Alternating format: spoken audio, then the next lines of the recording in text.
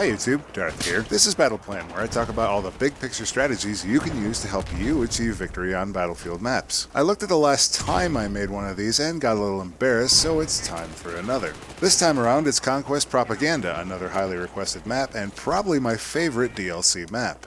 In this video I'll go over all the tactics, strategies, and tips you can use to help your team to victory. Let's break down Propaganda. The US team spawns in the north and the Chinese or sometimes Russians spawn in the south. A fairly typical setup on Conquest Large, this map has 5 capture points: Alpha, Bravo, Charlie, Delta, and Echo. If you look at the map you can see that it's roughly 2 maps put together and it ends up playing out this way too.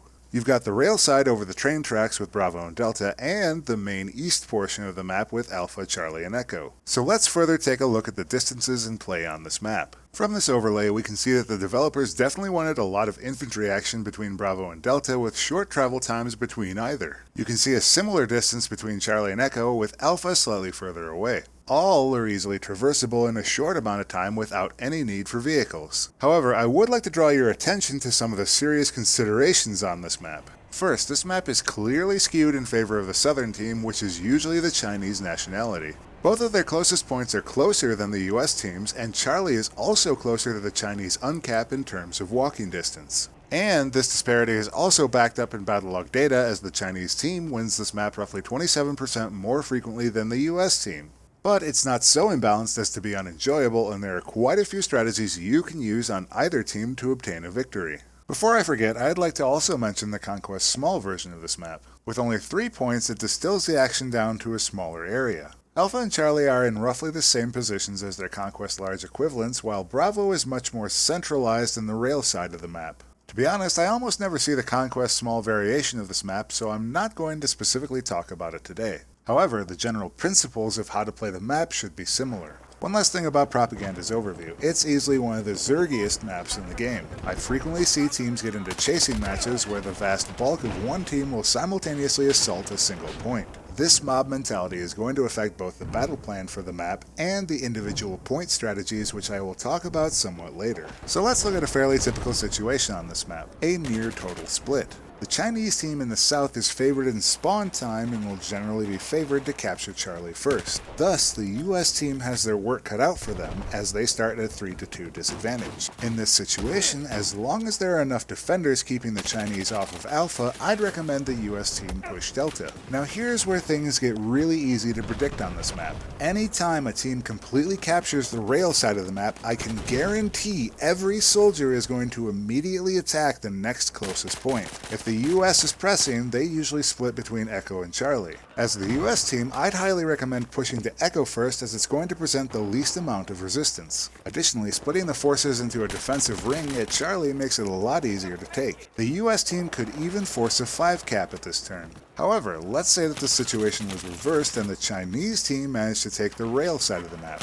Again, I guarantee a flood of soldiers is going to move from that side of the map and most likely to Alpha, even if Charlie is in US hands. And this is where the map can become extremely circular and zerg-inducing.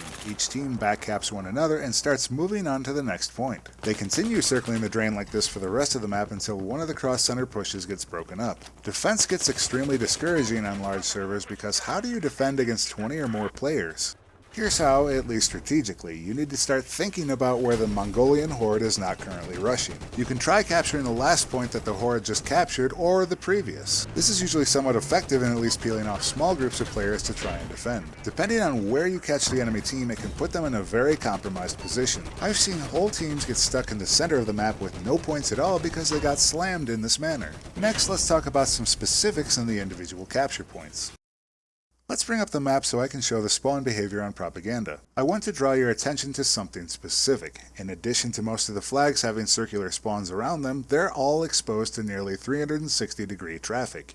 This makes it extremely difficult to capture a point on your own if there are more than a few defenders responding. Keeping yourself safe while capturing is going to be essential on Propaganda. Only one flag splits the spawn points between factions, and that's Alpha. The rest share a common set of points. So let's break down the individual flag captures. The US gimme point, Alpha, is actually one of the most important points in the game. It's surprisingly important for both teams, so it sees a lot of traffic. It's relatively easy to take for the Chinese and somewhat more difficult to take back by the Americans. It has an overlook onto 3 sides with a monument in the middle and lots of surrounding clutter to cover the approaches. I find that when taking this point, although it seems like an obvious play, the enclosed container here is actually one of the best capture spots because of the circular spawn points. There is also a RAR that spawns pretty much in the middle of the point, so if you can get to a safe location, it can help to slow or stop the Zerg that commonly assaults this point coming from Bravo. Speaking of Bravo, Bravo is a bit more enclosed with 2 buildings, one of which is partly inside the capture point. Most of the spawn points at Bravo are to the west and the north, and foot traffic returning to Bravo is also going to come from the opposite direction. Another tricky point to capture, but there are a few spots that offer some protection. First, there's the metal crates and concrete in the southwest corner. I think this is my favorite position as it gives a good view of all the spawn vectors while offering great cover from all directions. Next, there's the wall next to the point that actually includes some of the capture point. This one I don't like as much as you're open to at least 90 degrees of fire, but not a lot of defenders think to check here. If you're defending the point, the southern wall is also a fantastic way to cover incoming traffic from Delta. It gets better as the match goes on as almost everything on the rail side of the map is destructible. Next, let's look at Delta. It's very similar to Bravo, but just about everything at Delta is destructible. As time goes on, taking Delta gets increasingly difficult. The spawn points at Delta are nearly surrounding the point, so the more protected you can get yourself while capturing, the better. Ideally, this is the kind of point you want a buddy to cover the angles you can. If you're outnumbered, this becomes an extremely difficult task. Unless the enemy team is heavily engaged elsewhere, I actually wouldn't recommend trying to capture this point without backup. However, if you've already captured Bravo, this point becomes somewhat easier to take, and I'd recommend capturing Delta and Bravo as a duo of points. Charlie is the point that everybody seems to gravitate to on Propaganda, and the one that ultimately matters the least. It's not particularly defensible, and it's a death trap for armor. The sole perk of Charlie is that it can provide access to every other point on the map. Realistically, teams that take Charlie generally just zerg to either Alpha or Bravo. Given the barriers between Charlie and either of the 2 points, this is generally going to slow down any offensive from either team.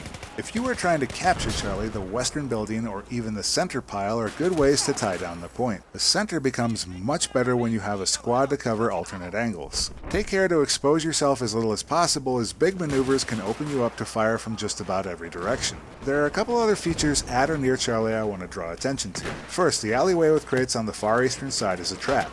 You'll get bogged down in here with even mediocre resistance. Second, I'm a big fan of the wall that separates Alpha and Charlie, as on the Alpha side of the wall you can jump up and get a great view of the oncoming traffic from Charlie and even get some shots in. Now, if your team is applying no pressure to Charlie, the Zerg becomes very strong very quickly, so be sure that at least some attention is being paid to Charlie before going off on an adventure at Bravo and Delta. Finally, I'd like to talk about Echo, the Chinese gimme point. Echo spawn points are entirely on the eastern side, so defenders are likely to come from that direction or the spawn if you're on the American team. Additionally, keep the return routes from Charlie in mind on either team. My favorite spot at Charlie is tucked into the corner where I can intercept some defending respawns while still having a view on the street. If you're lucky, the defenders won't notice you until it's too late. Otherwise, this is again another point that is better to have a buddy to cover you.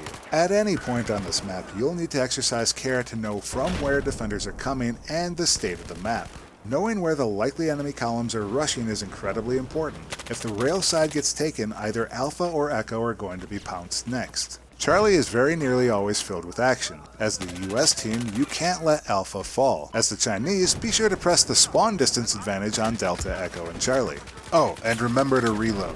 Now let's talk about how you equip yourself for success. As for the loadout you should consider, I think Propaganda is one of the best balanced maps in the game. Every class has something to contribute. The long lanes can be covered by light machine guns, DMRs, bolt actions, or long-range assault rifles. Short skirmishes are great for shotguns, PDWs, and other automatics. What class you choose is really up to the situation on the ground. If you find that the enemy armor is getting a bit out of hand, which is actually quite easy on this map, Engineer is probably your best choice. I find that the RPG is generally the best choice for maps with short distances and lots of corners to peek, which Propaganda has a lot of. Additionally, there are tons of opportunities for mines to cause havoc for careless vehicles.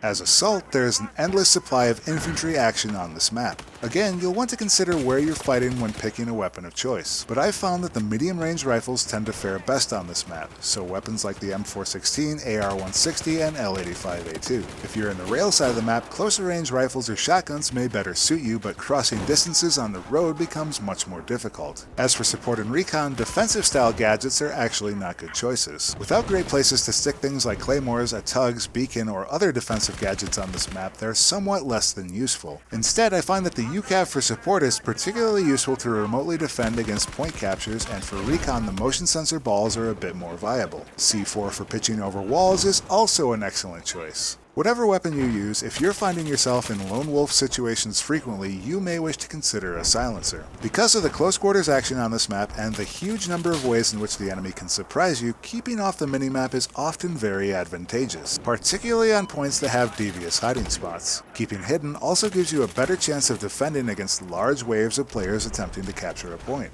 Finally, if you're choosing to go for armor on this map, I have to emphasize that you must play carefully. There's a lot of infantry pockets that show up on this map, and it only takes a few engineers to give you a bad day. That's why I'd recommend you go with a pretty heavily anti-infantry loadout if you're getting too much heat. Active protection, reactive armor, AP shell as tanks are still a thing, and your machine gun of choice. If the infantry isn't pressing you quite so hard, I'd swap the reactive armor for an autoloader and the machine gun for a canister shell. Ultimately, armor is not going to win this map on its own, but it can help to shut down the infantry zergs between points. So let's look at the big picture.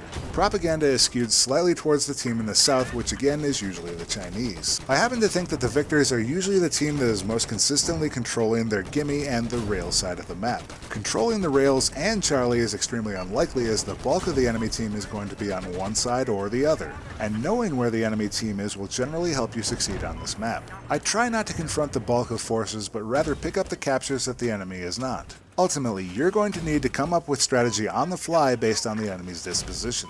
I like to keep my large map on speed dial with my middle mouse button and call out enemy troop movements to my own team. If you can successfully keep the enemy team guessing, outmaneuver and outcapture them, that's the match.